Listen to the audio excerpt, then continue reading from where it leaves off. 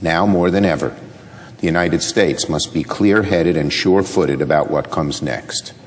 The American people do not want a war with Iran, and the President does not have the authority to wage one. Yesterday, we learned that the President had ordered the deployment of at least as many as 4,500 soldiers to the region, potentially more.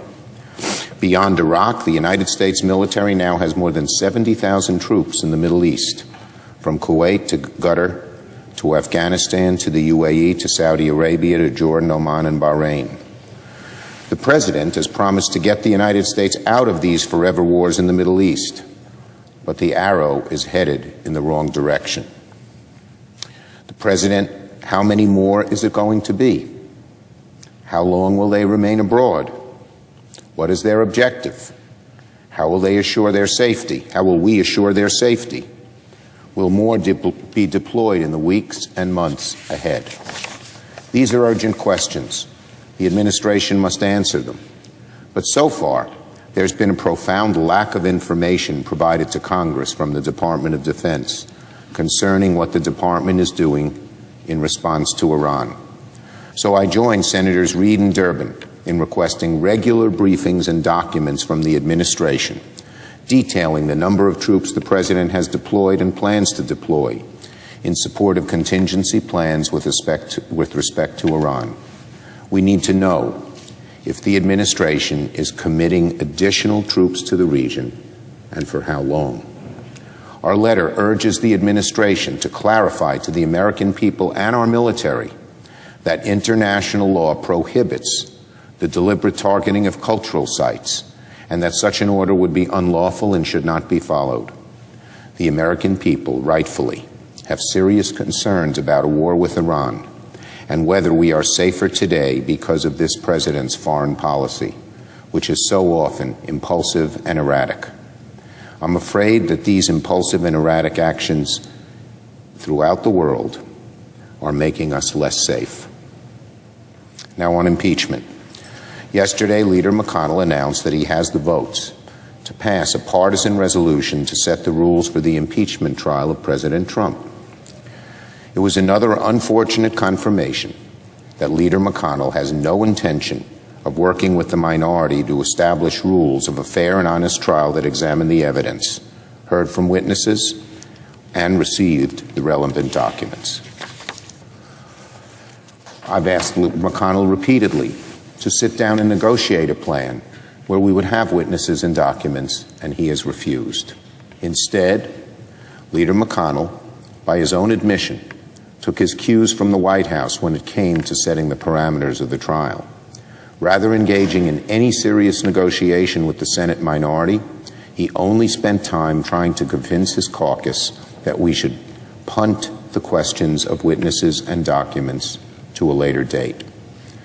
I have explained why this proposal makes very little sense from the perspective of having a fair trial. The evidence should inform arguments in a trial. Evidence should not be an afterthought. Why would it make sense for both sides to present their entire case and then decide whether the Senate should request the evidence that we already know is out there? It's extremely telling that Leader McConnell and Senate Republicans are not willing to take a forthright position on whether we should call witnesses and request documents. They can only say that the issue should be addressed later. Their only refuge, not much of one, is to kick the can down the road. No one has advanced an argument as to why the 4 eyewitnesses we propose should not testify. No one has advanced an argument as to why the 3 specific sets of documents related to the charges against the President should not be provided. Republicans can only get behind kicking the can down the road because they know we have the full weight of the argument on our side. There's virtually no argument why we shouldn't have witnesses, why we shouldn't have documents. But I want to make one thing very clear. There will be votes, repeated votes, on the question of witnesses and documents at the trial.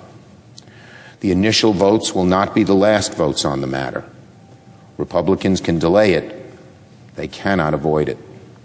And when those votes come up, Senate Republicans not Leader McConnell, who's already cast his lot completely with the defendant, the president, but all other Republicans will have two crucial things to worry about. First, if the Senate runs a sham trial without witnesses, without documents, without all the facts, then the president's acquittal at the end of the trial will be meaningless. A trial without all the facts is a farce. The verdicts of kangaroo courts are empty. Leader McConnell is fond of claiming that the House ran, quote, the most rushed, least thorough, and most unfair impeachment inquiry in modern history, unquote. I know that's his talking point, but in truth, Leader McConnell is plotting to run the most rushed, least thorough, and most unfair impeachment trial in modern history. If the Senate rushes through the president's impeachment, if we actually fail to try the case, as the Constitution demands, then the true acquittal the president craves will be unobtainable. The American people will see right through a partisan trial and understand that a rush to judgment renders that moot. They will understand that when you don't want witnesses and documents, you're afraid of the truth and that you're covering something up, that the likelihood is strong you did something very wrong.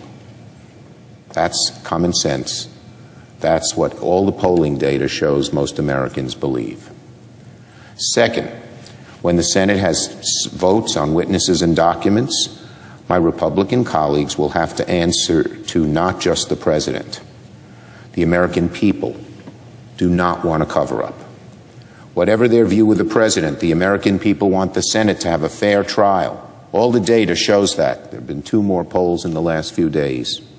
Every senator will be under massive public pressure to support a fair trial that examines all the facts. The American people understand the gravity of the charges against the president. The House has impeached the president for using the powers of his public office to benefit himself. The president was impeached because the House believes he tried to shake down a foreign leader into investigating his political opponent, pressuring a foreign power to interfere in our elections. He was impeached because he undertook an unprecedented campaign of obstruction to prevent Congress from investigating his wrongdoing. The articles of impeachment suggest the president committed a grave injury to our democracy. The conduct they describe is exactly what the founders most feared when they forged the impeachment powers of Congress.